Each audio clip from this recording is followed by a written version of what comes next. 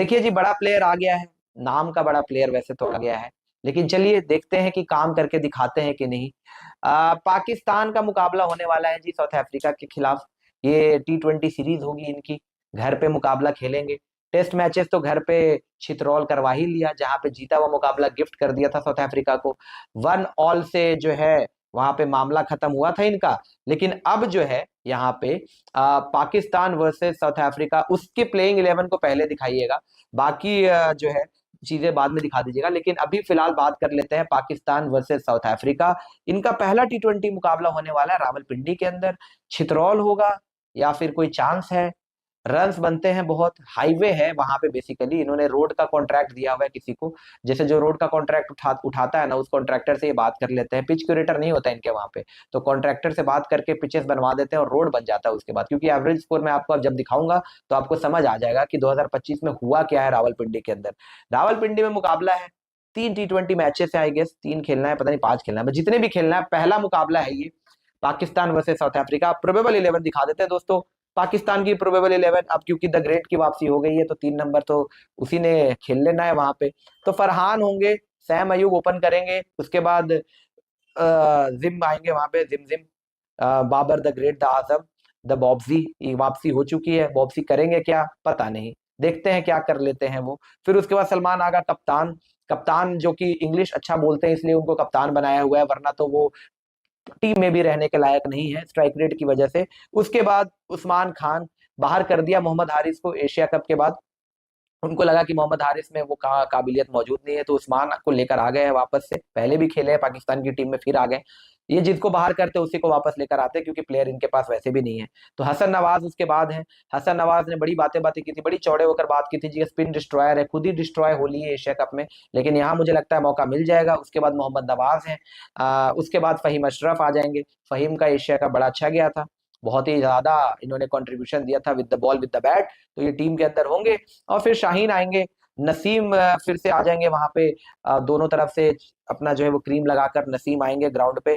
तो T20 में इनकी भी वापसी हो रही है। इनको लग रहा था कि सिर्फ ओडीआई खिलाना है, लेकिन T20 में आ गए नसीम।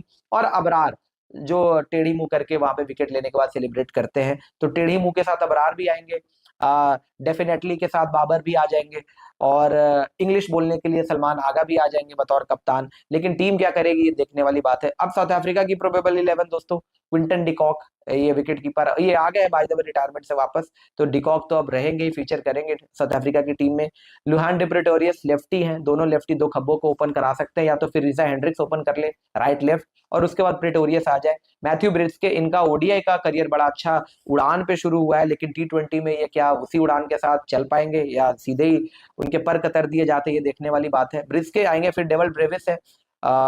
डेवल ब्रेविस तो भाई बहुत शानदार फॉर्म चल रहा है T20 के अंदर। ऑस्ट्रेलिया में ऑस्ट्रेलिया को तोड़कर आ रहे हैं, ये घुटनों पर ला दिया था ब्रेविस ने, तो ब्रेविस है।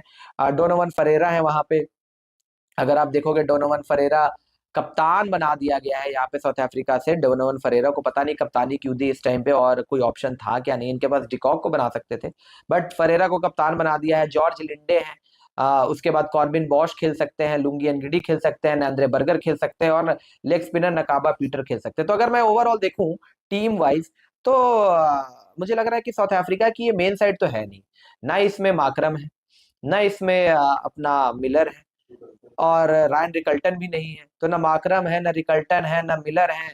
और अगर आप बाकी देखोगे बॉलर्स की, तो फिर चलो बॉलर्स में मैं फिर भी कहूंगा कॉर्बिन है, लुंगी है, बर्गर है, बॉलिंग तो वही है। और बाकी जो चीज है वो मुझे समझ नहीं आ रहा कि ये इनकी मेन साइड नहीं है बैटिंग वाइज। तो बैटिंग वाइज साउथ अफ्रीका की मेन साइड नहीं है।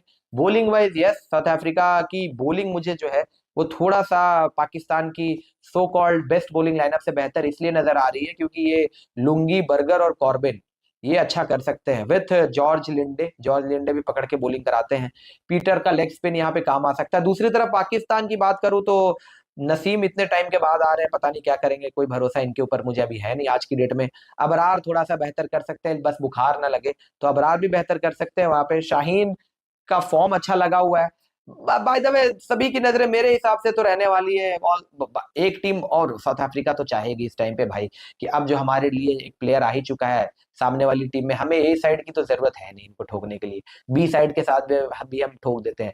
तो अगर याद रखना मैं सच बता रहा हूँ, जितने भी पाकिस्तानी अभी देख रहे हैं, अगर कल हारे तो साउथ अफ्रीका की बी साइड से हारोगे, याद रखना। उनके मेन बैटर तो खेल ही नहीं रहे, और अगर उन्होंने ठोक दिया आपको अपने आपके घर में, बी साइड से छितरौल होगी, बी साइड वाले ठोक के जाएंगे। इस टाइम पे द ग्रेट की वापसी तो करवा दी है, जिम जिम जिम्बे की वापसी करवा दी है आपने, हालांकि देखने वाली बात है। अच्छा, वापसी कर रहा है, मुझे लग रहा है इसके पीछे भी एक लॉजिक है।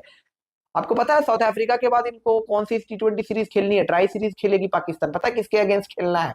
ट्राई सीरीज होने वाला है साउथ अफ्रीका के बाद। पाकिस्तान है, दूसरी टीम, तीन टीमें हैं जिसमें मुझे दो टीमों का पता है, पाकिस्तान है और एक जिम्बाब्वे है। तो बाबर की फेवरेट साइड आने वाली है अगले टाइम में। इसके बाद वाली सीरीज में बाबर की फेवरेट टीम भी तो आने आएगी, जिम्बाब्वे।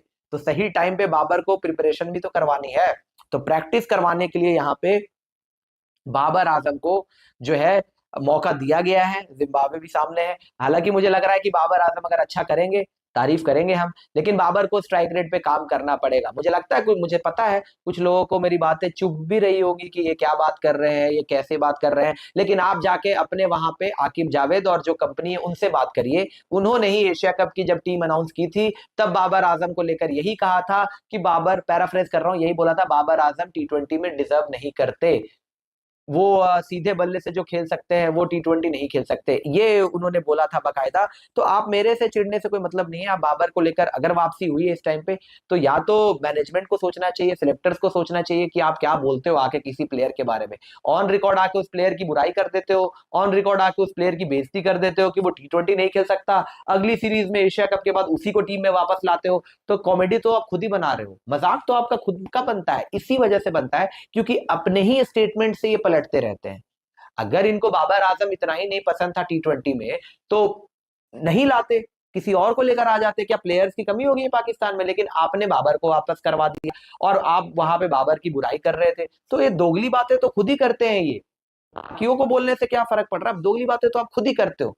मुझे पता है बाबर के लिए एक ऐसे टेस्ट है, बहुत बातें हो गई है बाबर आजम के अगेंस्ट, खुद के वहां के लोग तो बाबर आजम को उतारने पे लगे रहते हैं, मुझे पता है ये भी बात।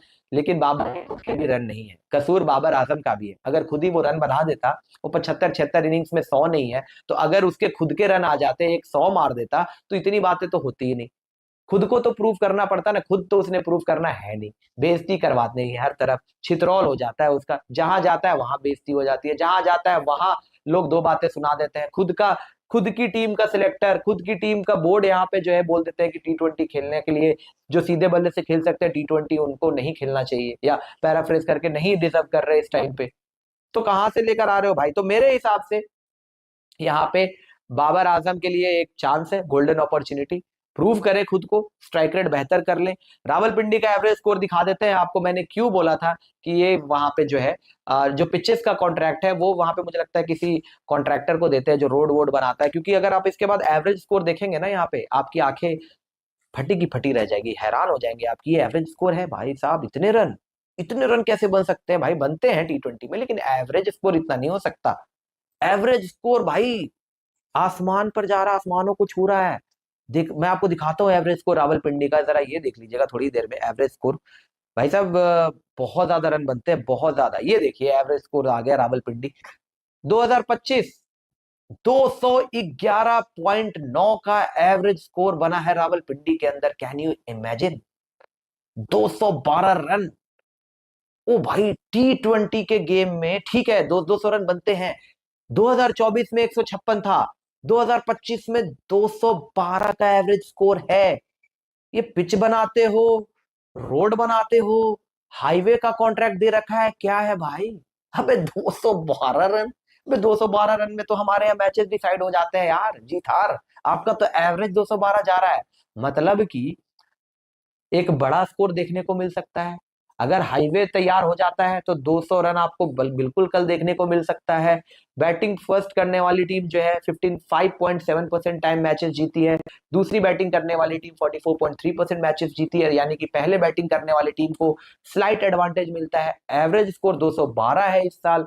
तो रनों का तो अंबार लग रहा है भाई यहाँ पे, इस वाले ग्राउंड पे, रावलपिंडी के अंदर। तो मतलब यहाँ पे ये है, रन फेस्ट है। अब बाबर के लिए अच्छा है, अपने घर पे खेलेंगे, हर तरफ बाबर बाबर हो रहा होगा, फैंस का सपोर्ट भी मिलेगा। पाकिस्तान की टीम के कप्तान जो हैं सलमान आगा, उनके लिए भी अच्छी बात है एक बड़ा प्लेयर आ रहा है उनके टीम का, जो वहां पे एक बहुत ही चहीता प्लेयर है। अब टीम भी जीत जाए साउथ अफ्रीका, क्योंकि अगर हार गए, कायदे से जीतना चाहिए, लेकिन अगर गलती से हार गए, क्योंकि हार भी सकते हैं, इनका कोई भरोसा नहीं होता, लेकिन अगर हार गए, साउथ अफ्रीका की बी टीम से हारोगे, याद रखना, और फिर बेइज्जती कोई नहीं छोड़ेगा फिर।